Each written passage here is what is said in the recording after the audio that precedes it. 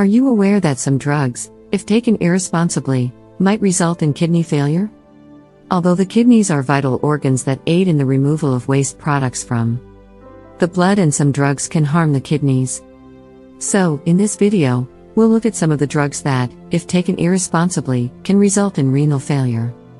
Therefore, you must be cautious about how you take these pills and avoid self-medication for your own benefit. 1. Pain medications. If taken recklessly, this medicine is one that might result in kidney failure. Ibuprofen, naproxen, and aspirin are a few of these drugs.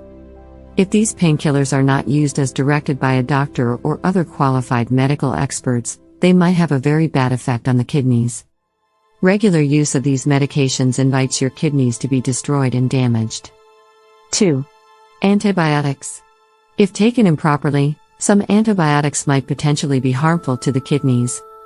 So, unless you are taking antibiotics under the complete supervision and approval of a doctor, you should be cautious about how you take them. The majority of antibiotics can frequently be too much for the kidneys to handle, particularly if you administer them without a prescription or take them more frequently than is advised.